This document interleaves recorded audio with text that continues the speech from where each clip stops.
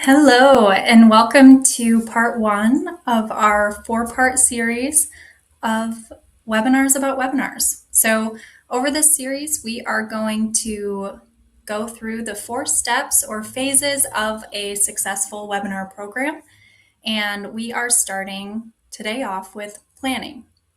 I am Lauren Crales, and I am the Operations Manager and Marketing Strategist at Colliver Technology Group, where we help organizations optimize their webinar programs and improve their processes.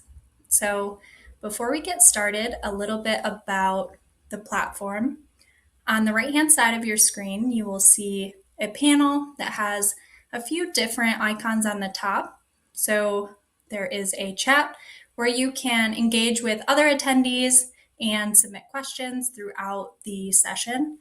There will be time at the end where I will answer any questions that have come in, but if I see one throughout the webinar that I think fits, I will go ahead and throw it in. So if you're in the chat, feel free to send a little bit about you and why you joined today, and you can start interacting with the other attendees.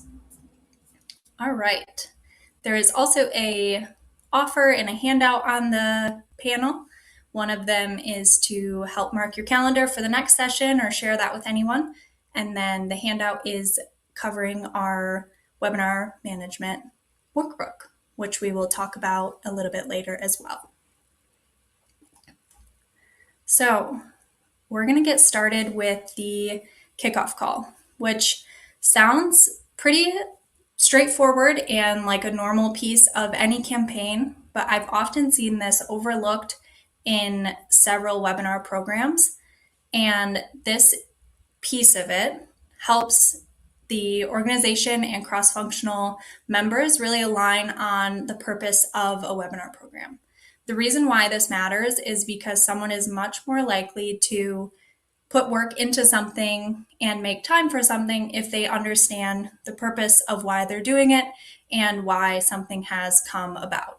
So I've included a few prompts or starters on the slide here just to get people going on how to really lead the conversation and ask pointed questions where you're going to get the answers that you need to really make sure that you are set up for success when organizing the program. So one thing that I've seen is people are busy and they will overlook a calendar invite, especially if they are double booked. So a simple, let's use this time to cover why we're doing this and what people should bring to the call is going to go a long way. And then these other ones here help to set expectations, align the cross-functional teams, and get early buy-in. Because once someone understands the origin of a project, they're much more likely to make time for it versus a retroactive ask and explanation of, well, why is this needed? Why are we doing this? Where the kickoff call allows them to get those questions out of the way and make sure that everything's addressed up front. Another thing on here is to leave no room for assumptions, which again sounds very obvious, but it's very clear to me as a webinar program manager what needs to be done at each phase or what's needed for people. But if you can clearly state what you're seeing, what you're hearing, circling for understanding to help the members of that call articulate their thoughts early versus something happening a couple weeks down the line of, oh, well, I think that we should include this, isn't always easy to fit in retrospect. So stating next steps, even if it doesn't include people on the call, can be helpful so that they feel understood and that there is a clear path forward. So thank you. After this call, I'm going to go ahead and send a summary email and get this sent over to the team. I will reach out to each of you when you need the things that we covered, etc. All right. So after you get through some of the basics and are starting to keep things moving, a few key questions to ask when you're having this kickoff call is to really outline the purpose, what signals success, which format fits the content, and what are we testing for. So all of these are really going to be the meat of that call and the key components of planning your webinar program. Before we get into that, I wanted to ask this group about how far ahead does your team currently plan webinars? So in that panel, you should have gotten a poll pop-up over there. And if you could please just pop in, if you're running webinar programs right now, how much timeline do you give your team for each program? So 8 to 10 weeks, 5 to 7 weeks, 2 to 4 weeks, or just 1 week in advance. And there's no guilt, there's no shame. We've definitely seen it all. And so make sure to just let me know, and then I will share too our best practices.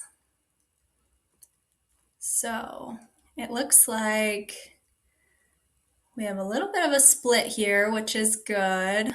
Our best practice is 8 weeks. So anywhere between that 7, 8, 9, even 10-week window is going to be plenty of time to allow for delays, get speakers tied up, and make sure that the team knows it's a priority, but it isn't something that is needed like yesterday.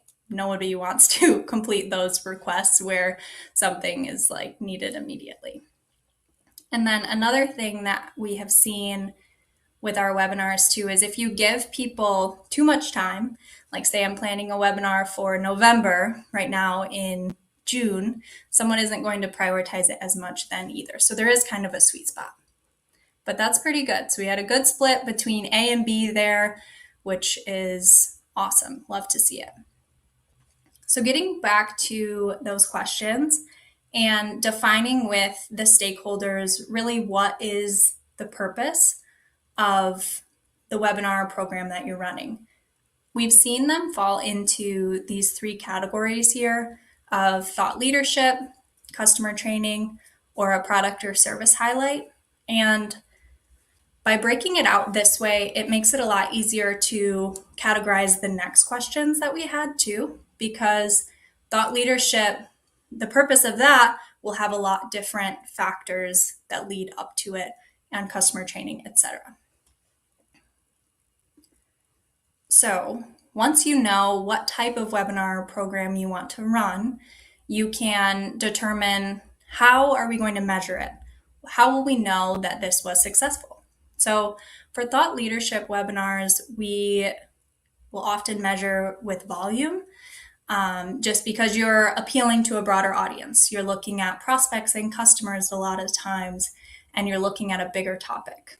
And then for customer training, a good measurement for that is going to be engagement rate, because if you get a bunch of people there, but they aren't asking questions, giving feedback, downloading resources, you might not have provided the information that they were looking for, or you might not be hitting on a topic that is a pain point enough for them. And lastly, for product or service, if you are highlighting your own work, then you're hopefully wanting someone to raise their hand, book a demo, download a guide. And so the hand raises would be a good way to measure that. And once you know what your purpose is and how you're going to measure it, then you can start to think about the structure of your webinar. For thought leadership, a lot of times you're looking at trends and insights and industry reports, which can be a little bit longer. You can have data. You can talk for 45 minutes to an hour with shared speakers going over something that will keep people's interest because they have stake in the game or are concerned about what you're talking about.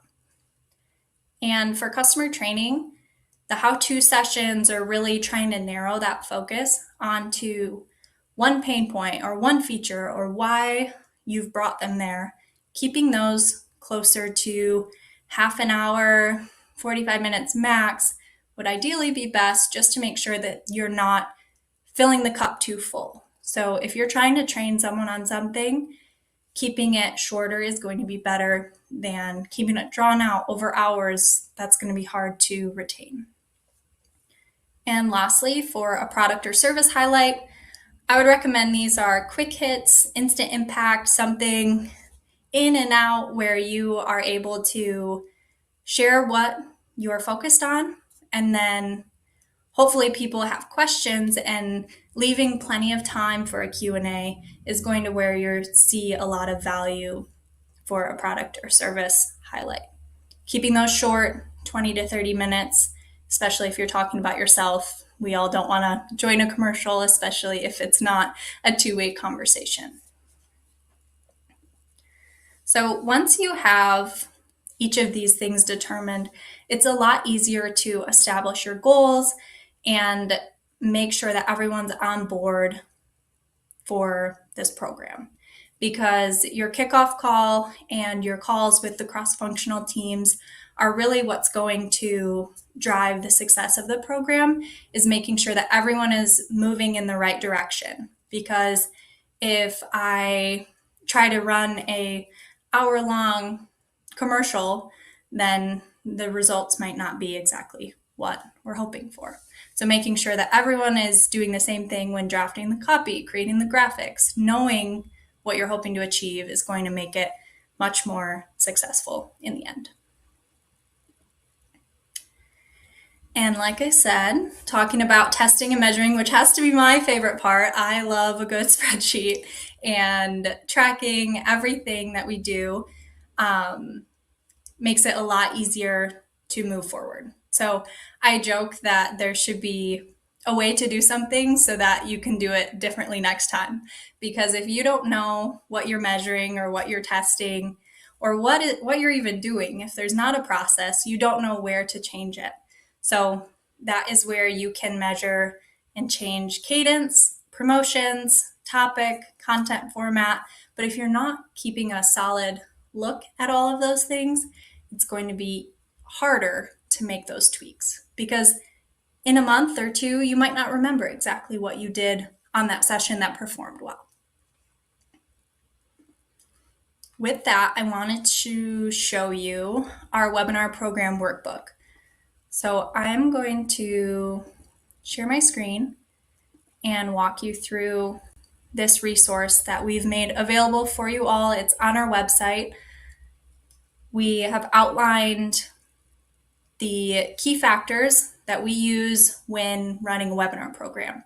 So this is editable once you download it, so definitely please make it fit your business use.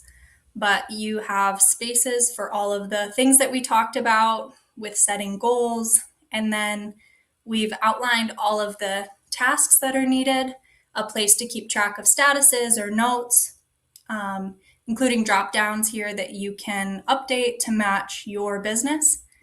And then our 8-week best practice window on the side that goes through all of these categories for the tasks that are needed. The highlighted cells here are our recommended due date times. So if I was running a webinar through here, I would say, oh, I need to have the speaker bio by June 18th. And I would keep track of that here.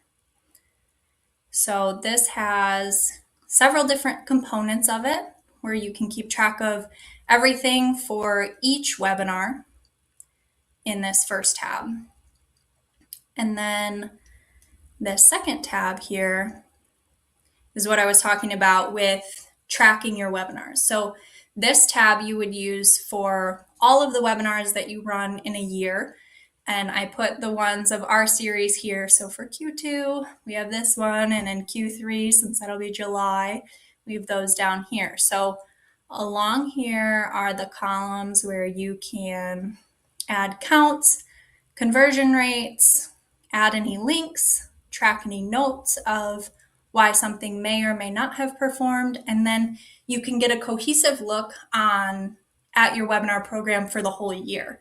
So like I said, remembering what you did 6 months ago is a lot easier when you have all the data in front of you to draw trends and just get a good bird's eye view at your program as a whole.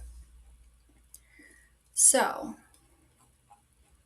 that is that. I'm going to jump back to the slides.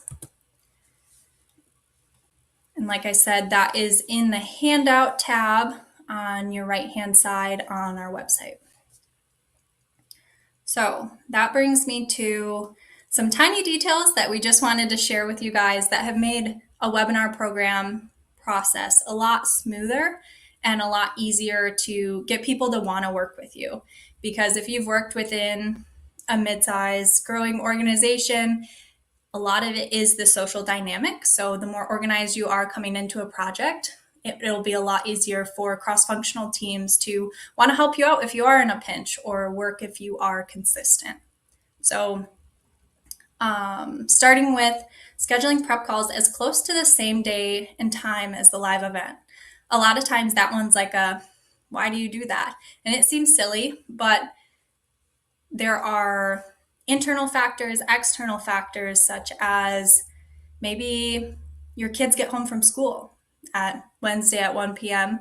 and you didn't really think about that. And so if your speaker knows that during a dry run, it's a lot easier for them to, oh shoot, next week, guys, can you XYZ? Or maybe the garbage truck comes by and my window shouldn't be wide open. Little things like that that just make it easier. Of course, making it more consistent, less confusing, limiting the options to get a straightforward response. And that leads me to asking questions and circling for understanding. We touched on this when we were talking about the kickoff call to begin with, but stating pointed questions, asking them, keeping the conversation going is always going to be a lot easier if people aren't always chatty. They don't always want to give you the information you need. So if you can ask that more specifically, you're going to move forward a lot more quickly. And then the availability piece. I don't know how often you guys have worked with other speakers, but it can be hard to get a hold of someone via email. So the first or next time that you talk to them, be like, hey, do you have a minute? Really quick, let's just get our next session booked. Seems super simple, but it saved you a lot of time hunting them down, following up. And I have a few more here. The templatizing of the materials is going to, again, make you easier to work with, and it will ultimately reduce the roadblocks that you face when trying to meet your deadlines. Because I'm not the subject matter expert. I don't know exactly all of the best practices about X topic that we're doing a webinar on, but I do know the goals of the webinar. So I do know that this is thought leadership or a customer story. I do know that we're trying to get people to attend, or we're trying to get people to download something.